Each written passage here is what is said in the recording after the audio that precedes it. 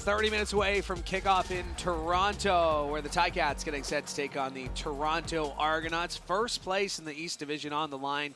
And here to discuss, we are speaking with the enemy. And I know Natey doesn't even like when I call him the enemy. We're all friends here, Natey. Courtney, Steven, Louie B. Natey, I got to ask, though, are the Argos for real? Like, come on. Are they for real? Louie, you know the answer to that question. You don't even have to ask. The Argos are for real. First place in the East right now. We got a big game against your Hamilton Tiger Cats. To me, the Argos are for real. Obviously, their record says they're first place, but a lot of people in the league are talking about how point differential this, they don't look like a first place team, that, all that. But in that locker room, those guys believe they're a first place team. They believe they have what it takes to win a championship. And really, that's all that matters, Louie. Hey, Tay, you played in this league. We've gone head-to-head at multiple levels. You know how tough it is to get a win in this league, and it's been overstated almost. But coming into this game, does anything that's happened up to this point actually matter, or is it really just one game? This is the only game that matters. Like, how are you approaching this as a player?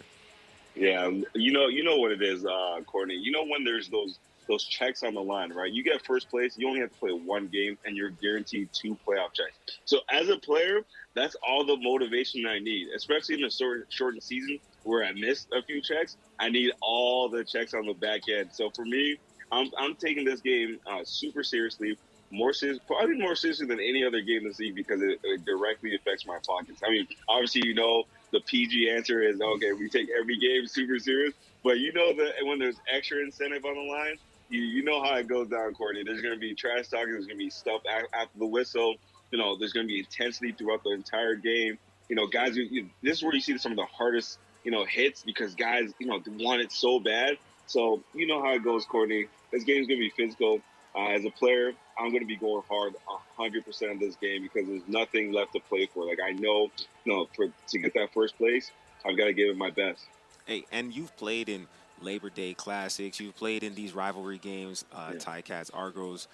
There's a game inside the game, right? Yeah. And you got guys on either sideline. I remember when Chris Van Zyl was wearing the double blue and how much he said that he hated playing against the Ticats, and now he's on the other side. What kind of stuff is actually going on at the bottom of the pile? What are these players saying to each other? How do you get somebody off of their game in a game like this when emotions are high? Well, Courtney, you play with a dude that is an expert at getting guys off their game, right? And a guy like Simone Lawrence, right? Where I was on a team in Edmonton where CJ Gable, you play with him as well, quiet guy. But for some reason, Simone always got under his skin, always got him to be out of character. And we don't have to calm CJ down. Like, CJ, man, it's a big game. We don't need that all the time. He's like, no, he's doing this, he's doing that. But so that guy's an expert. We need guys on the other side that have to take it upon themselves that, hey, we're not gonna let guys like Simone Lawrence affect this game. Like, whatever they say, it doesn't matter. I was lucky enough to play offense. Like, I didn't care what guys were saying on defense because I couldn't trash talk because I had to catch my breath for the next play. Right? I don't know how guys trash talk in this league because there's 20-second play clocks and you've got to get ready, to play the next play. But he's mastered it. You got to not let that stuff bother you because at the end of the day, it's all about execution, right? The coaches don't care what's going on before and after the whistle unless you're getting penalties. They care about what goes on in the whistles. That's what you're getting judged on when they turn on the film. So you've got to understand that nothing matters before and after the whistle except for adjustments that you're going to make in your head, especially like how you're watching the defense line up and things of that nature. But all the extracurriculars, all the under the pile stuff, you gotta you gotta give and take, but never get a penalty. Hey, Tay, you're a Canadian receiver who played in this league, and I think that the Argos have some of the best Canadian talent at the wide receiver position. Guys like Juwan Breskinson, Curly Gittins Jr., who's emerging as one of the young stars of this league. Talk a little bit about what it's like to have that kind of Canadian talent on offense and what that does for your team's flexibility in the ratio. Yeah, that's one thing. Okay, so especially with the Toronto Argonauts, right? They've got like a guy like Juwan Breskinson, who we know very well, but he plays an American position, right? So since he's in there in an American position, they're able to have flexibility on defense, have, the guys at typical positions like safety, who's typically Canadian, they're able to have an American safety, right? And have guys in spots that you typically would have a Canadian at. So that's kind of flexibility you have when you have Canadians, doing well and being able to fill multiple roles and fill roles that they typically don't in the CFL. But it's been a treat to watch these guys play this year, especially Curly. Just seeing him come from the bottom. He went to your school, Laurier, obviously, so you've seen a little bit of him. He broke numerous records there, but when he got to the CFL, obviously, there's an adjustment period. There's an adjustment period for everybody, but to watching him start to do some of the things that he did in college, it's really exciting, especially as a receiver, knowing how hard that position is. It's amazing to see him step up. And Juwan, he's back from injury. He's looking to make his stake his claim to this season and make his mark on this season starting tonight.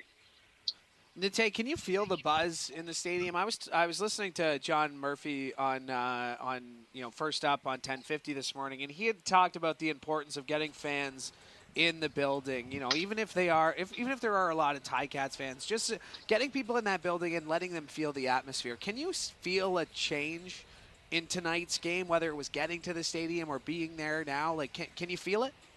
Yeah, 100%. Even on the way here, taking the GO train from Mississauga, you could feel the train was full of Argo fans, full of Ticat fans. There was banter back and forth. You get into the parking lot, there's tailgates going on. The Argo fans and Ticat fans are breaking bread in the locker room. I'm like, what is this?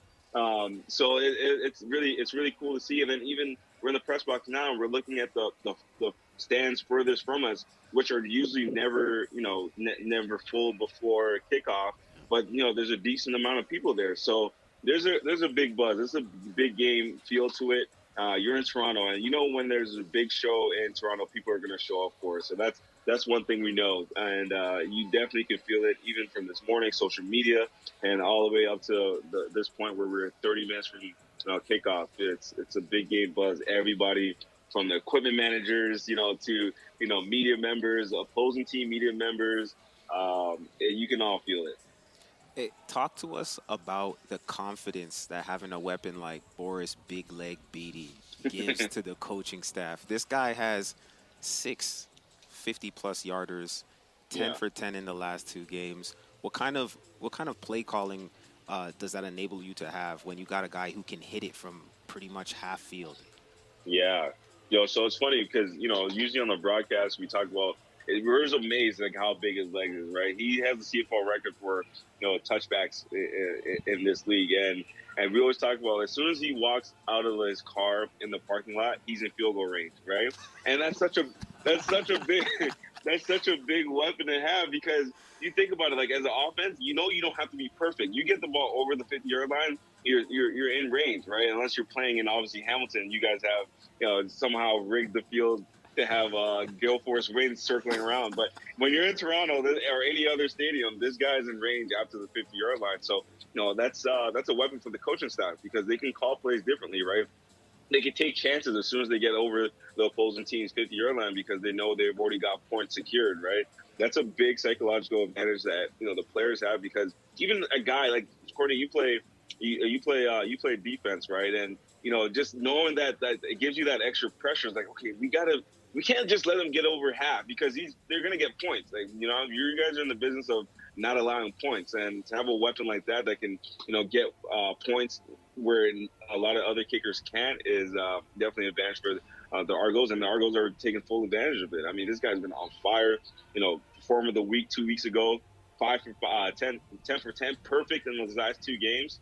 We're looking for him to have a big game as well this week, but with us getting touchdowns as well. So big weapon for sure. And, you talked about that. I was talking about this with Coach O this week. It's not just on field goals where Beatty will hurt you.